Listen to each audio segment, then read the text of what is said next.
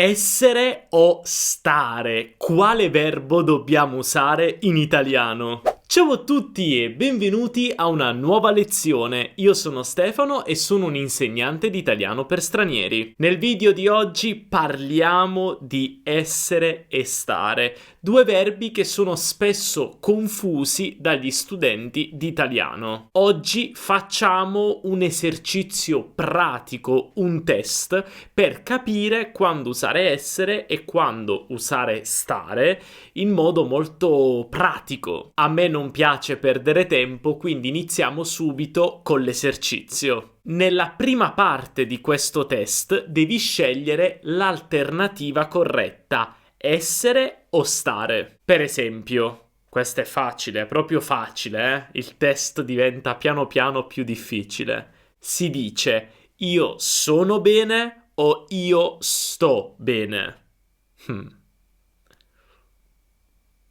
Ti do qualche secondo per pensare. Questo è facile. Si dice io sto bene. Infatti, quando qualcuno ci chiede come stai, noi possiamo rispondere io sto bene o io sto male o non sto bene. E ora, sempre, scegli l'alternativa corretta. Maria è intelligente o Maria sta intelligente?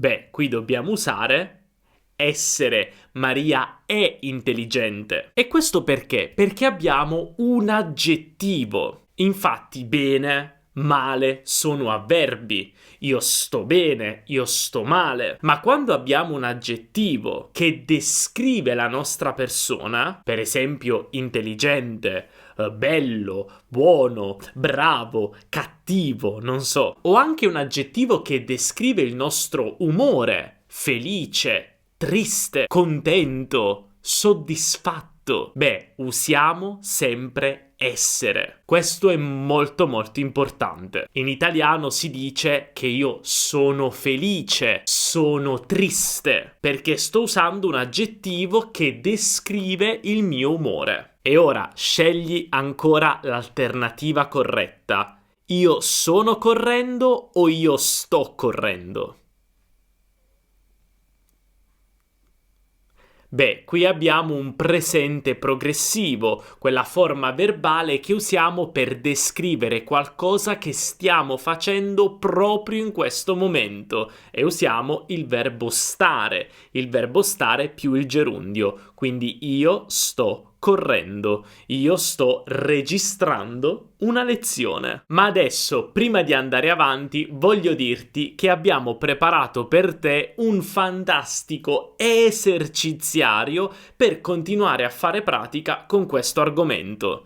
Qui troverai tanti esercizi su essere e stare, perché è un argomento sempre un po' complesso per gli studenti, quindi fare gli esercizi è il modo migliore per rendere questo argomento più automatico. Puoi scaricare il nostro fantastico eserciziario con tanti esercizi e anche le soluzioni, ovviamente, scannerizzando il QR code che vedi qui sullo schermo o cliccando sul link qui sotto in descrizione o sul primo commento. Inserisci il tuo nome, la tua email, il tuo livello e ti invieremo questo fantastico PDF. Ora andiamo avanti con il test e qui devi dirmi se la frase è corretta o sbagliata. La frase è: non vedo tuo padre, non vedo tuo padre. Dove sta? Questa frase è corretta o sbagliata?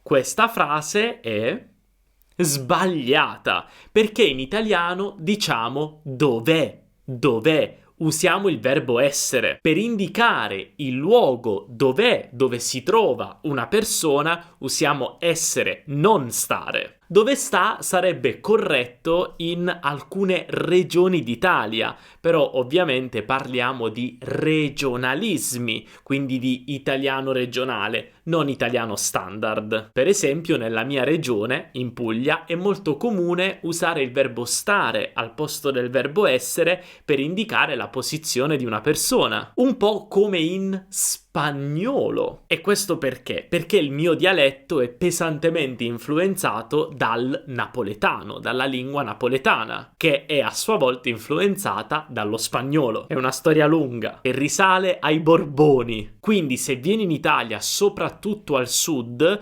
come in Campania, in Puglia, in Molise, in Basilicata, anche in Abruzzo secondo me, potresti sentire dove sta una persona, no? Dove sta lui, o anche sto a casa invece di sono a casa. Potresti sentirlo, non è corretto dal punto di vista dell'italiano standard, però può succedere. E ora andiamo avanti e dimmi di nuovo se questa frase è corretta o sbagliata. State tutti calmi, non agitatevi. State tutti calmi, non agitatevi. È corretta o sbagliata?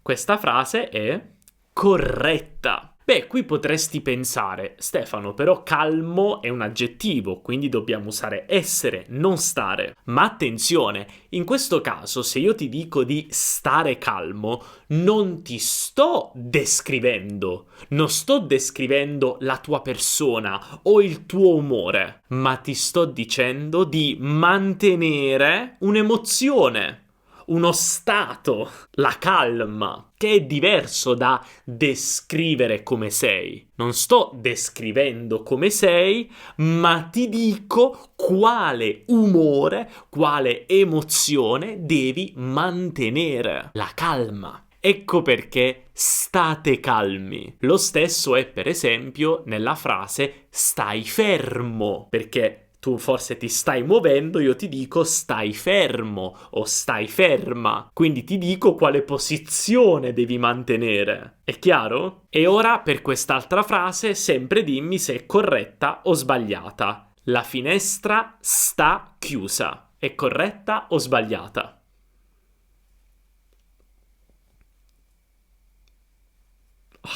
Odio questo. Qui è sbagliato, perché in questo caso usiamo il verbo essere. Perché? La logica è sempre la stessa, perché stiamo descrivendo la finestra. Com'è la finestra? È chiusa o aperta? Lo stesso per il negozio può essere chiuso o aperto, quindi la finestra è aperta o la finestra è chiusa. Usiamo il verbo essere. A me piace pensare così. Ogni volta che stiamo descrivendo qualcosa, usiamo essere, perché essere è una descrizione. Usiamo stare, in alcuni casi con gli avverbi, sto bene, sto male, o, come abbiamo visto prima, per esprimere l'idea di mantenere nel tempo un'emozione. Per esempio, stare calmo, o anche l'esempio di stare fermo. E tu però potresti dirmi, sì Stefano, però la finestra aperta è uno stato. No, perché noi stiamo descrivendo com'è la finestra in questo momento. Non ci stiamo chiedendo se la finestra rimane aperta o rimane chiusa. No, stiamo descrivendo quello che vediamo. La finestra è aperta o è chiusa. Ora andiamo avanti all'ultima parte di questo test, dove devi completare con essere o stare. Iniziamo dalla prima frase. Laura, in cucina a preparare la cena. Usiamo essere o stare?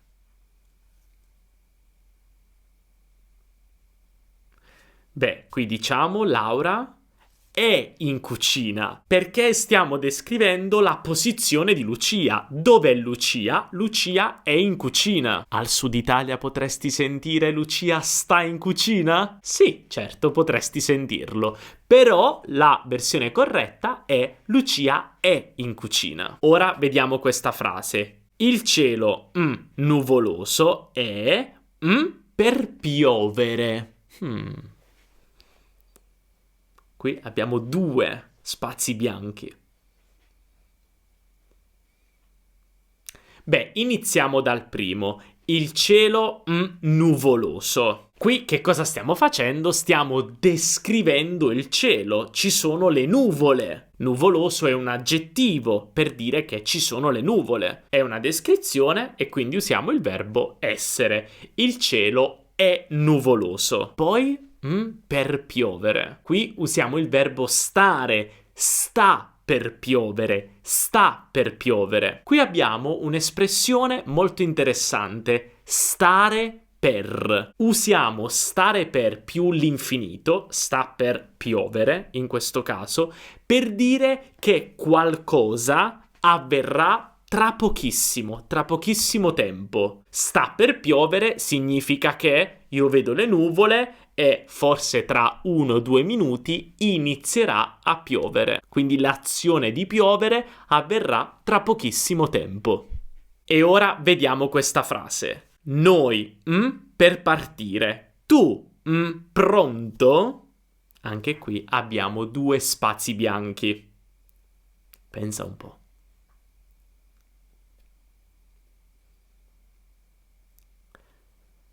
Beh, ovviamente ti ho già insegnato il primo, quindi è facile. Noi stiamo per partire, cioè partiamo tra qualche minuto. Tu, pronto? Qui cosa sto facendo? Sto descrivendo se tu sei pronto o no. Ricorda che in italiano, per chiedere a qualcuno se è pronto, usiamo il verbo essere. Sei pronto? Sei pronta? Usiamo essere perché stiamo descrivendo com'è quella persona, se è pronta o no. E per finire, stasera a casa non abbiamo voglia di uscire. Qui cosa dobbiamo usare? Essere o stare?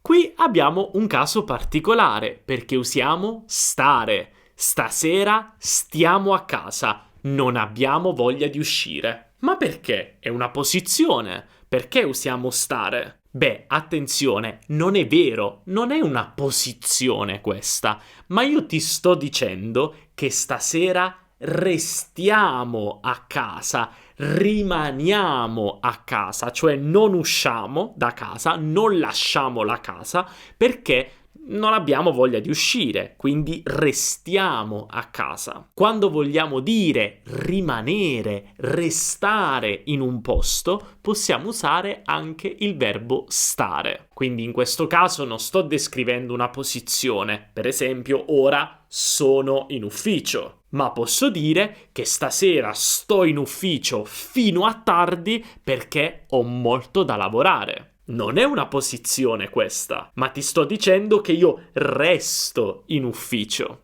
È chiaro? Allora, come è andato questo test? Essere, stare, lo so, creano un po' di confusione, ma con gli esercizi fantastici che abbiamo preparato per te, tutto diventerà più facile, più automatico. Quindi non dimenticare di scaricare il nostro eserciziario sui verbi essere e stare scannerizzando il QR code che vedi qui sullo schermo o cliccando sul link qui sotto in descrizione o anche se vai nella sezione commenti sul primo commento. Se il video ti è piaciuto non dimenticare di lasciare un bel mi piace perché questo ci aiuta tantissimo a far crescere il canale e non dimenticare anche di iscriverti al canale e attivare la campanellina per non perdere nessuna lezione. Noi ci vediamo nella prossima lezione. Un abbraccio dall'Italia. Ciao!